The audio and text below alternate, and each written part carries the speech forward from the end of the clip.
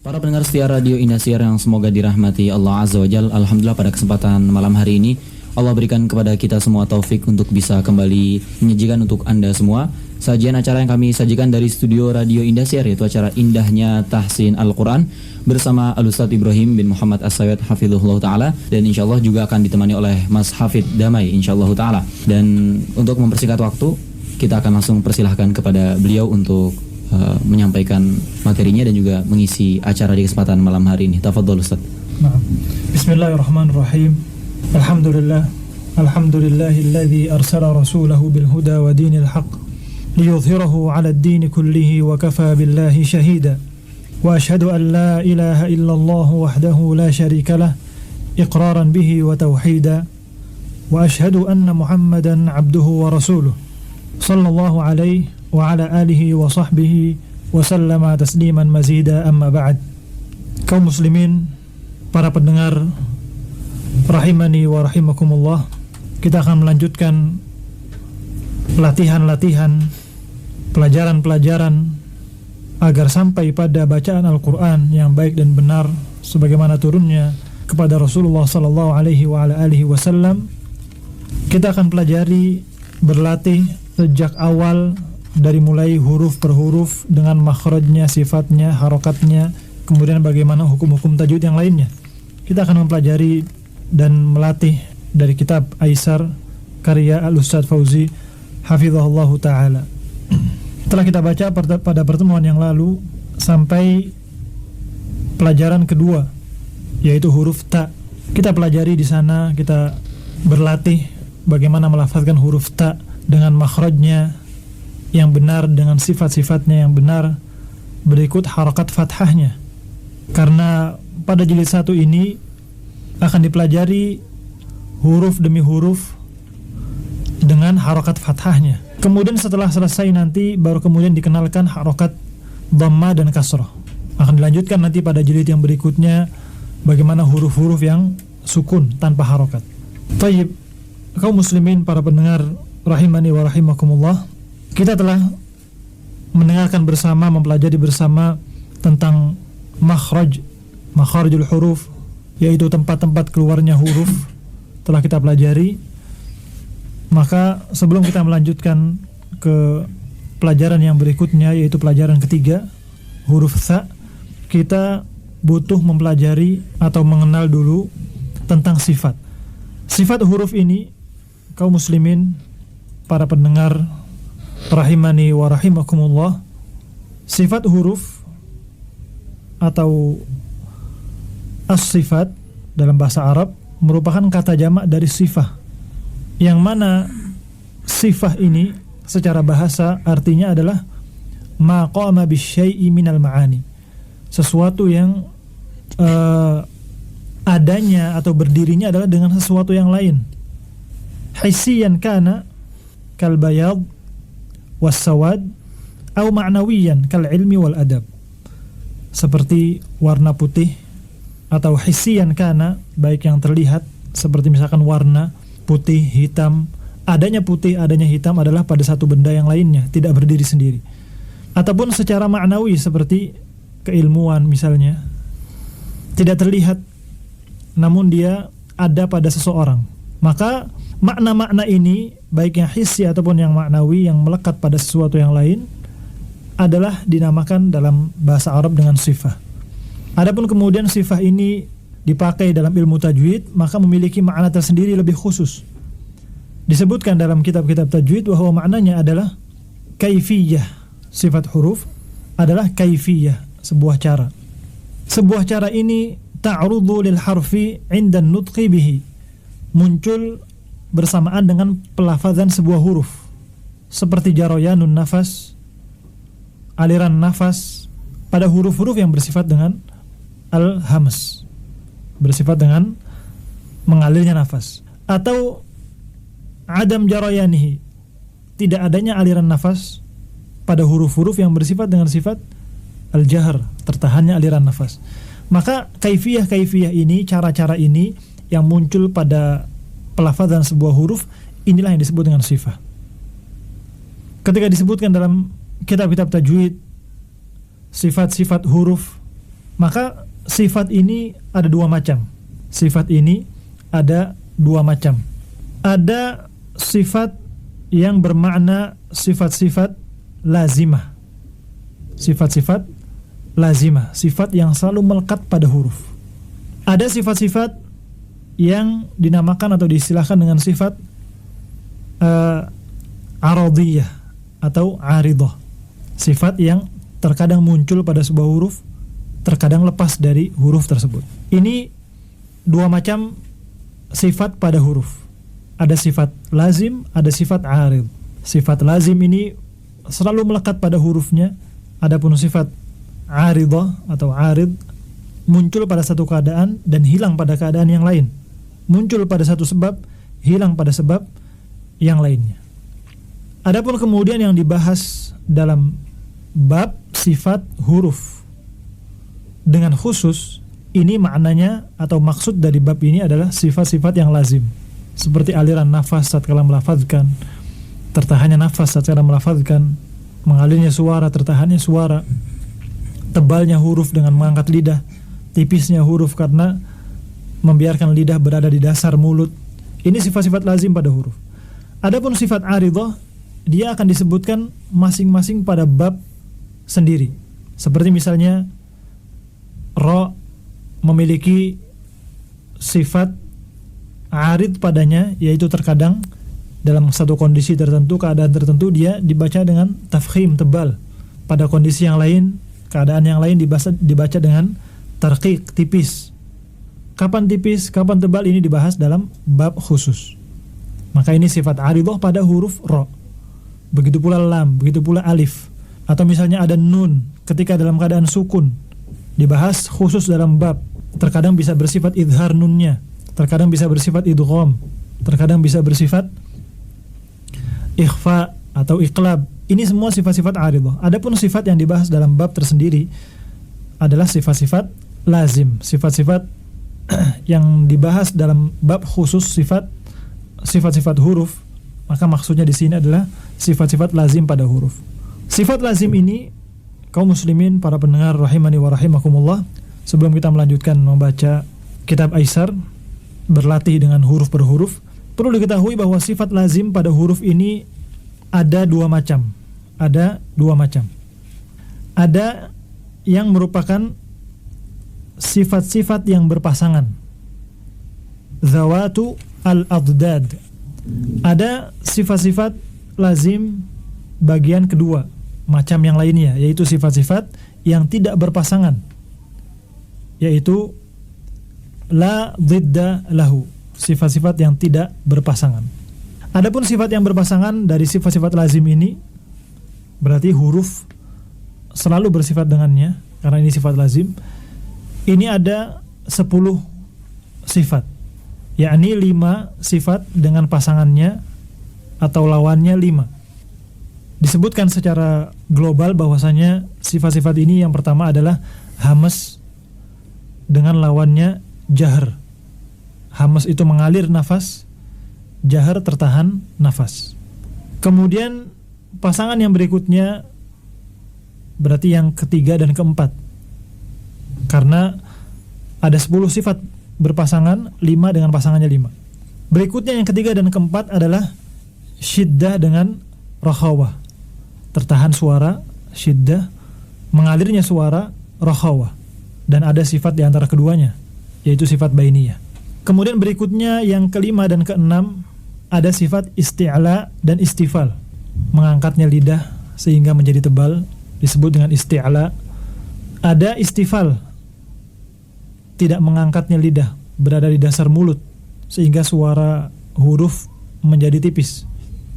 Kemudian yang ke-7 dan 8 ada itbaq dan ada infitah. Itbaq ini adalah sifat lebih dari isti'la, sebagaimana nanti kita akan pelajari dalam latihan-latihan. Sifat lebih, meninggi yang sangat lidahnya sehingga menutupi aliran suara, hampir menutupi jalan keluarnya suara, hampir menyentuh seluruh bagian lidah ke langit-langit. Ini itbaq. Adapun infitah adalah menjauhnya lidah dari arah langit-langit dengan sempurna. Kemudian ada sifat berikutnya yang ke-9 dan ke-10 disebutkan pada sifat-sifat yang berpasangan dari sifat lazim, namun ini tidak ada kaitannya dengan praktek, namun tetap disebutkan karena memang secara lughah, secara bahasa Arab memang ada, yaitu sifat idlaq dengan pasangannya ismat. Idlaq ini adalah sifat-sifat atau huruf-huruf yang mudah dilafazkan karena berada di ujung lidah. Ismat adalah huruf-huruf yang berat untuk dia terkumpul dalam satu kata dan dilafazkan tanpa adanya huruf idlaq di antaranya.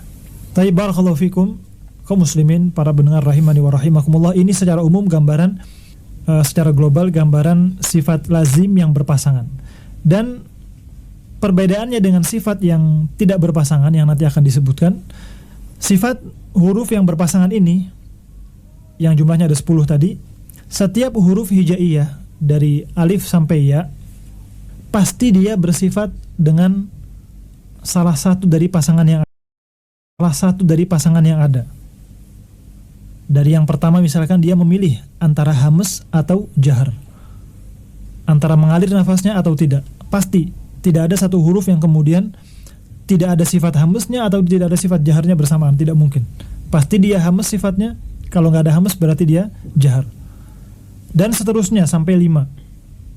Dari pasangan yang kedua, apakah dia mengalir suaranya, apakah tidak, masuk yang mana sifatnya, pasti dia memiliki salah satu dari pasangan ini. Berikutnya tentang tebal tipisnya, apakah menaik lidahnya ataukah tidak, sampai 5 sifat ini. Sehingga dari sini disimpulkan bahwa setiap huruf hijaiyah minimalnya dia bersifat dengan 5 sifat, yakni sifat-sifat yang berpasangan. Kemudian termasuk dari sifat lazim pula pada huruf adalah sifat-sifat yang tidak berpasangan. Disebutkan ada 7 sifat. Ada sofir, suara yang mirip dengan suara siul, suara burung. Ada qalqalah, pantulan. Ada lin, mudahnya dilafazkan. Ada inhiraf, pergeseran sedikit pada makhraj. Adanya sifat berikutnya ada takrir, yakni getaran pada makhraj. Ada tafasyi, menyebarnya udara di dalam mulut. Ada istitalah, memanjangnya makhraj dan juga suara pada huruf tatkala dilafazkan. Ini ada 7 sifat: sofir, qalqalah, lin, inhiraf, takrir, tafasyi, dan istitalah. Maka huruf hijaiyah dari alif sampai ya yang sudah memiliki 5 sifat tadi yang disebutkan sebelumnya dari bagian sifat lazim yang berpasangan, ada di antara huruf yang dia tidak bersifat dengan salah satu dari 7 sifat yang tidak berpasangan ini. Ada yang mencukupkan dengan 5 saja. Ada di antara huruf hijaiyah yang memiliki satu tambahan di antara 7 sifat ini yang tidak berpasangan. Dan ada huruf hijaiyah, salah satu dari huruf hijaiyah yang mengambil 2 sifat sekaligus dari sifat yang tidak berpasangan ini. Sehingga disimpulkan bahwa minimal dari satu huruf hijaiyah dia memiliki 5 sifat. Dan paling banyaknya adalah 7, yakni 5 sifat yang berpasangan dengan 2 tambahan dari sifat yang tidak berpasangan. Taib, barakallahu fikum, kaum muslimin, para pendengar yang saya hormati rahimani wa rahimakumullah. Ini bagaimana sebuah huruf itu diberikan padanya sifat-sifatnya, yaitu dengan membagi-bagi sifat yang disebutkan tadi. Maka akan kita fahami bersama, insyaallah, kita pelajari, kita latih bersama dengan membaca latihan-latihannya pada setiap pelajaran yang disebutkan dalam kitab Aisar karya Al-Ustaz Fauzi hafizahullah ta'ala. Baik, kita insyaallah lanjutkan membaca pelajaran yang ketiga. Berarti sebelumnya kita telah membaca pelajaran pertama dan kedua. Pada pelajaran pertama kita ketahui makhraj dan juga sifat dari alif dan ba atau hamzah dan ba. Pada pelajaran kedua kita mempelajari huruf ta. Berikutnya pada pelajaran ketiga adalah huruf tha dengan harokat fathahnya dibaca tha. Jadi nanti akan kita lihat di akhir jilid 1 ini bahwa setiap huruf ada namanya. Maka ketika disebutkan pelajaran 3 adalah huruf tha, as-sa'u. Namun ketika dia berharokat fathah, karena huruf ini dilafazkan dengan harokat, maka dibaca sa. Sebelum kita berlatih, makhraj dari huruf sa ini adalah disebutkan ujung lidah dengan ujung 2 gigi seri atas. Ujung 2 gigi seri atas. Jadi ujung lidah bertemu dengan ujung 2 gigi seri. Artinya bukan pangkalnya yang dekat dengan gusi, bukan. Namun yang paling ujung.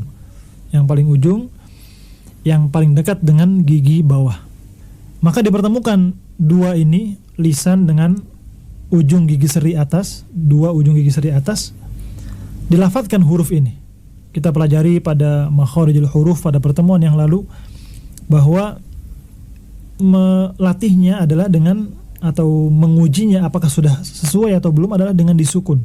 Dibaca as, atau ditasydid agar lebih jelas. Assa, disentuhkan ujung lidah ke ujung gigi seri atas. Ujungnya. Assa. Ini makhrajnya. Adapun sifatnya disebutkan hamas, rokhawah, dan istifal. Hamas bermakna mengalirnya nafas tatkala melafazkan hurufnya. Maka ketika kita melafazkan huruf sa ini, ada aliran nafas yang mengalir. Sa, tidak dibaca dengan kuat, karena semua sifat-sifat yang dia ini sifatnya mengalir menunjukkan tekanannya yang lemah. Tekanan yang lemah huruf pada makhrajnya, sehingga muncullah sifat mengalir. Di sini aliran nafas menunjukkan dia tekanan pada makhraj tidak kuat. Ketika dibaca dengan kuat, ditekan dengan kuat, maka akan mengurangi sifat hamesnya. At misalnya, ta misalnya. Maka itu bukan sifatnya, melainkan sifatnya adalah hames, sifat yang benar, dengan melemahkan tekanan pada makhraj. Berikutnya sifat rokhawah. Sifat yang lainnya dari tha ini adalah rokhawah. Rokhawah adalah mengalirnya huruf atau suara sehingga masa hurufnya panjang, tidak sebentar. Ini juga sama, karena dia mengalir berarti menunjukkan tekanannya yang lemah, tidak ditekan dengan kuat pada makhraj. Tidak dibaca at-tha kuat misalnya, sehingga dia akan tertahan. Namun karena dia rokhawah, mengalir, masa hurufnya dibaca dengan panjang, dikarenakan dia tidak kuat tekanannya.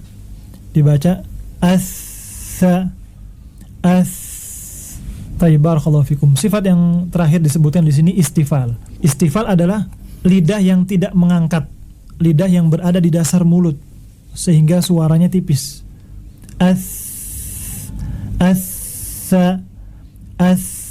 Atau dengan harokat fathah dibaca sa. Telah kita pelajari bahwa harokat fathah sempurnanya adalah dengan membuka mulut.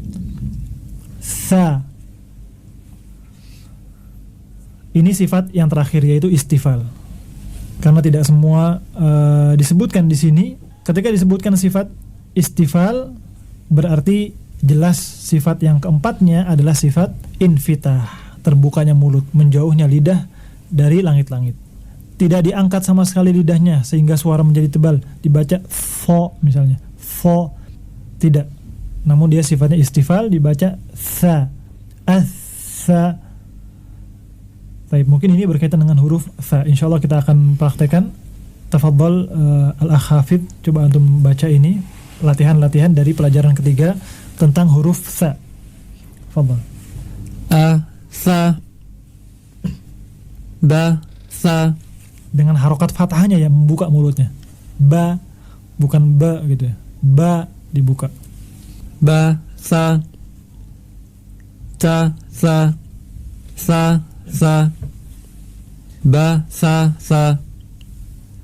a, ba, sa, ba, sa, ba, ta, a, ba, ta, sa, a, ba, ta, sa. Naam. Ahsan, tabarakallahu fik. Demikian melafazkan huruf sa. Makhrajnya ujung lidah ke ujung gigi seri atas, bukan ke pangkalnya yang dekat dengan gusi, bukan, tapi ke ujungnya.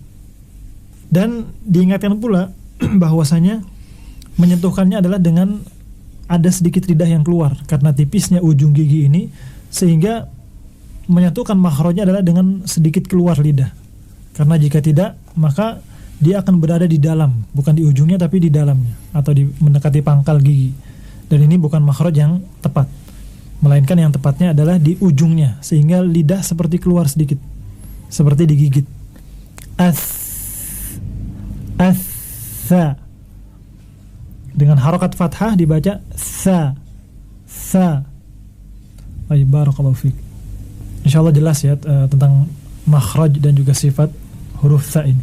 Ada yang mungkin mau ditanya tentang huruf sa? Insyaallah jelas ya. Baik. Berikutnya pada pelajaran keempat disebutkan makhrajnya huruf jim. Dengan harokat fathahnya dibaca ja.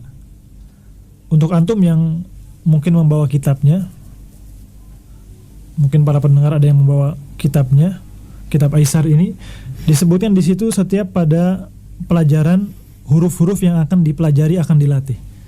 Disebutkan penulisan hurufnya dengan sekalian memperkenalkan bagaimana penulisan khotnya secara benar. Jadi diambil juga faedah bagaimana menulis huruf-huruf Arabiyah, huruf-huruf berbahasa Arab. Disebutkan di situ atau tertulis di situ jim yang bagian atasnya di atas garis, bagian bawahnya di bawah garis. Ketika huruf ini tunggal. Taib huruf jim ini dengan harokat fathahnya dibaca ja. Makhrajnya yang pertama atau makhrajnya yang perlu kita ketahui adalah tengah-tengah lidah dengan langit-langit. Jadi bagian tengah lidah dengan langit-langit. Mungkin kita masih ingat muqaddimah tentang makharijul huruf pada pertemuan yang lalu, bahwasanya makharijul huruf jumlahnya ada 17. Ada 17, sebagaimana sifat juga ada 17. Tadi barusan kita pelajari ada 10 yang berpasangan dengan yang tidak berpasangan ada 7. Makharijul huruf ada 17. 17 makhraj yang rinci ini, yang khusus, terbagi-bagi pada 5 tempat. Ada di al-jauf, rongga, tenggorokan dan mulut. Ada di al-halq, tenggorokan. Ada di lisan, dan ini paling banyak. Ada di asyafatan, kedua bibir. Ada di al-khayshum, rongga pada hidung. 17 makhraj ini terbagi-bagi pada 5 tempat yang umum tadi. Dan khusus untuk lisan ini dia tidak bisa melafazkan dengan sendirinya, melainkan dia akan menyentuh ke bagian-bagian lain. Maka di sini atau sebelumnya tadi kita ketahui sa dibaca ujung lidah ke ujung gigi. Adapun di sini jim, bagian tengah lidah disentuhkan ke langit-langit yang sejajar dengan tengah-tengah lidah. Aj dibaca aj, ajja, aj, ajja. Ini makhrajnya. Adapun sifatnya disebutkan jahar, syiddah, istifal. Jahar, syiddah, istifal. Jahar adalah lawan dari hamas, berarti dia beda dengan sa. Dia bersifat dengan jahar. Tidak mungkin satu huruf sebagaimana tadi kita dengarkan tidak bersifat dengan dua-duanya. Satu pasangan misalkan jahar dan hamas, mengalirnya nafas dan tertahannya nafas, kemudian huruf tidak bersifat dengan dua-duanya, tidak mungkin. Atau sekaligus bersifat dengan dua-duanya, ini tidak mungkin. Kalau sa tadi mengalir nafasnya dikarenakan dikarenakan tekanan yang lemah pada makhrajnya. Di sini jim sifatnya jahr, jelas, atau tidak ada aliran nafas karena tekanannya yang kuat. Ajja dibaca dengan harakat fathah ja. Sifat berikutnya syiddah. Sifat berikutnya syiddah. Syiddah ini adalah dari sisi suara, tertahannya aliran suara. Jadi masa hurufnya sebentar. Ini juga merupakan huruf yang tertahan suara. Berarti tekanannya kuat. Ajja, ja, ajja. Jadi sangat berlawanan dengan huruf sa yang barusan kita pelajari. Sifat yang berikutnya disebutkan istifal. Dari sini sama dengan huruf yang sebelumnya tadi, huruf sa. Dilafazkan dengan membiarkan lidah berada di dasar mulut tanpa diangkat sehingga suaranya tipis, ja. Dan yang namanya huruf ketika dia sudah bersifat dengan istifal, pasti dia berikutnya bersifat dengan infitah. Bersifat dengan sifat infitah. Adapun sifat yang pasangan yang terakhir sudah kita ketahui di muqaddimah tadi, tidak memiliki kaitan dengan praktek bacaan Al-Qur'anul Karim dari sisi tilawah. Ini istifal dan infitah, tipis, terbuka, menjauhnya lidah dari arah langit-langit. Dibaca dengan ja, tidak dibaca jo misalnya. Sulit karena memang bukan sifatnya. Ada di antara bacaan-bacaan yang tidak sesuai, baik tidak sesuai secara sifat, tidak sesuai secara makhraj. Ada yang tidak bisa sama sekali dilafazkan, ada yang mungkin bisa namun itu bacaan yang salah. Seperti di sini, jim ditebalkan, diangkat lidahnya, ini akan sulit. Memang itu bacaan yang salah, bukan tepat. Yang tepat adalah sifatnya istifal.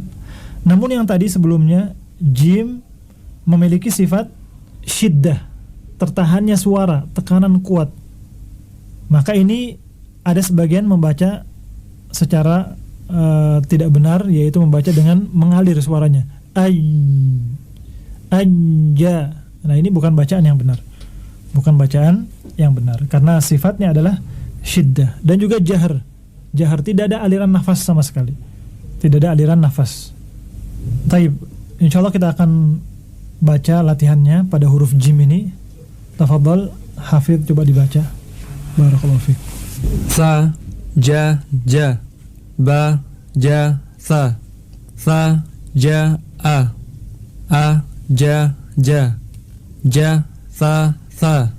Ja, ba, ba. A, ba, ja. Ba, a, ja. A, ba, ta, sa, ja.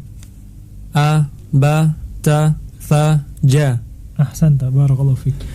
Demikian mempraktikkan huruf jim.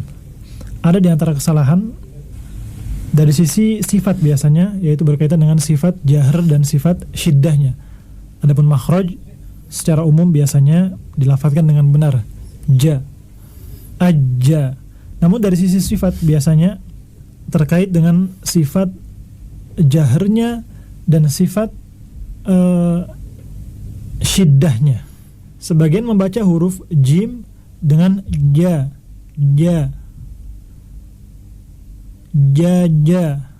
Ini bukan bacaan yang benar atau tidak tepat dalam memberikan sifat-sifatnya, karena sifatnya jahar dan syiddah, kuat tekanannya sehingga tertahan aliran nafasnya, tertahan aliran suaranya. Adapun dibaca ja tadi, berarti dia aliran suaranya masih mengalir dikarenakan lemah. Kalau ja ketika disukun anja, ini bukan bacaan yang tepat dari sisi sifat syiddahnya. Kemudian dari sisi sifat jaharnya, yaitu nafas, juga tidak bisa dibaca dengan ja seperti tadi. Harus dibaca dengan jelas, dikarenakan sebuah huruf yang tertahan aliran nafasnya, maka suara hurufnya akan jelas. Ja, ajja. Tidak dibaca dengan mengalirkan nafas yang banyak misalnya. Adapun sedikit dan samar, ini insyaallah tidak mengapa, karena pada bab makharijul huruf, sifatul huruf, makhraj sifat-sifat, biasanya sesuatu yang ringan, yang sedikit, ini dimudahkan agar tidak masuk perkara was-was pada bacaan, sehingga menafikan sesuatu yang lebih penting, yaitu bertadabbur dengan bacaan Al-Qur'anul Karim. Taib, barakallahu fikum. Mungkin kita cukupkan dengan dua praktek huruf ini, tha dan juga jim. Tha dan juga jim. Insyaallah kita akan lanjutkan pada pertemuan yang berikutnya biiznillah taala. Kita cukupkan sampai di sini. Wa sallallahu ala nabiyyina Muhammad wa ala alihi wa sahbihi wa sallama tasliman katsira. Barakallahu fikum. Baik, alhamdulillah, kita ucapkan jazakumullahu khairan katsira kepada Ustadzuna Ibrahim atas fawaid yang telah disampaikan di kesempatan malam hari ini. Tentunya semoga bisa bermanfaat untuk kita semua dan juga menjadi tambahan pelajaran untuk kita agar bisa lebih tartil dalam membaca Al-Quran dan bisa bermanfaat. Barakallahu fikum. Dan untuk acara indahnya tahsin Al-Quran kita cukupkan untuk pertemuan pada malam hari ini. Sampai di sini saja. Insyaallah kita akan kembali berjumpa di pertemuan berikutnya biidznillah taala. Akhir kalam, wassallallahu ala nabiyina Muhammadin wa ala alihi wa sahbihi wa sallama tasliman katsira. Subhanakallahumma bihamdik asyhadu an la ilaha illa anta astaghfiruka wa atubu ilaik. Wassalamualaikum warahmatullahi wabarakatuh. Indah Idaatul Islamiyah Ahlus Sunnati wal Jamaah.